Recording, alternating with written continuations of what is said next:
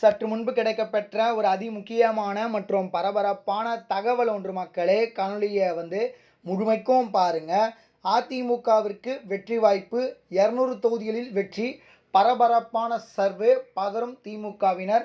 இதை பற்றி தான் இந்த காணொலியில் பார்க்க போகிறோம். காணொலிக்குள் போவதற்கு முன்பு இதுபோல அரசியல் சார்ந்த உண்மை நிலவரங்களை நீங்கள் உடனுக்குடனே தெரிஞ்சுக்கணும்னு நினச்சிங்கன்னா நம்முடைய சேனலை மறக்காமல் சப்ஸ்கிரைப் பண்ணிட்டு பக்கத்தில் இருக்கக்கூடிய பெல் பட்டனை ஆலில் செட் பண்ணி வச்சுக்கோங்க. அப்போ தான் நம்ம போடுற ஒவ்வொரு அப்டேட்ஸும் பார்த்தீங்கன்னா உங்களுக்கு நோட்டிஃபிகேஷனில் வரும். இப்போ வாங்க வீடியோக்குள்ளே போயிடலாம்.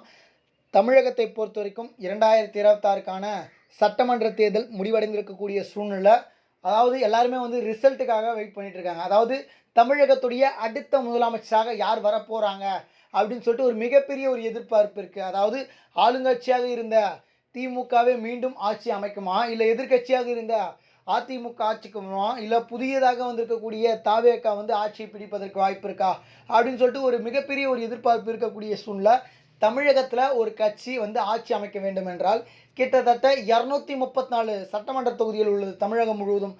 இதில் குறைஞ்சபட்சம் கூட்டணியாகவும் சரி தனிச்சோ சரி 110 to 120 தொகுதிகளை வென்றால் மட்டுமே அந்த கட்சியால் தமிழகத்தில் ஆட்சி அமைக்க வேண்டும். அந்த வகையில் தற்பொழுது அதிமுக பெரும்பான்மையான தொகுதிகளை இந்த 2026 தேர்தலில் வெல்வதற்கு வாய்ப்பு இருப்பதாகவும், கிட்டத்தட்ட இந்த நிலவு அதிமுகவுக்கு தான் வெற்றி வாய்ப்பு அப்படின்ற மாதிரி பார்த்தீங்கன்னா ஒரு சர்வே எல்லாம் பார்த்தீங்கன்னா வந்துட்டுருக்கு.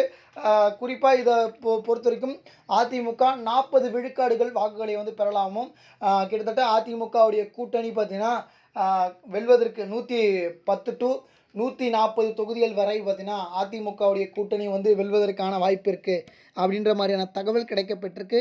இரண்டாவதாக நம்முடைய திமுகவை பொறுத்த வரைக்கும் 36 to 38 விழுக்காடுகள் வாக்குகளை பெறுவதற்கான வாய்ப்பு இருப்பதாகவும், குறைஞ்சபட்சம் 100லிருந்து பார்த்தீங்கன்னா 115 தொகுதிகளை வரை திமுக கூட்டணி கைப்பற்ற வாய்ப்பு இருக்குது அப்படின்ற மாதிரியான தகவல் கிடைக்கப்பட்டிருக்கு. மூன்றாவதாக தாவேகாவை பொறுத்தவரை பார்த்தீங்கன்னா தேர்தலுக்கு முன்பதாக பார்த்தீங்கன்னா ஒரு சர்வே இருந்தது. அதாவது 18 to 24 விழுக்காடுகள் வாக்குகளை விஜய் பெறுவார் அப்படின்னு சொல்லிட்டு இப்போது 30 இருக்குது அப்படின்ற மாதிரியான தகவல் கிடைக்கப்பட்டிருக்கு. குறைஞ்சபட்சம் அதிமுக திமுக அவருடைய வெற்றிகளை தீர்மானிக்கக்கூடிய இடத்துல விஜய் கண்டிப்பாக இருப்பார். ஏன்னா ரெண்டு பக்கமும் சமமான வாக்குகள் வாங்கிட்டாங்கன்னா இப்போது ஒருத்தர் அதாவது சீமானோ இல்லை விஜயாவோட 30 தொகுதிகளை கைப்பற்றினாங்கன்னா அவங்க அதிமுக கூடிய இல்லை திமுகவுடைய கூட்டணி வச்சா மட்டுமே அவங்களால ஜெயிக்க முடியும்.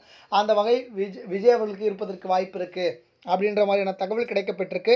அதனைத் தொடர்ந்து நிறைய விதமான மாற்றங்கள் இந்த தேர்தலில் எதிர்பார்க்கலாம். நாம் தமிழர் கட்சி 4வது இடத்துல இருக்குது. இந்த 2026 தேர்தல் உங்களுடைய ஆதரவு யாருக்கு கொடுத்துருக்கீங்க அப்படின்றத மறக்காமல் கமெண்ட் செக்ஷன் கீழே கமெண்ட் பண்ணுங்கள்.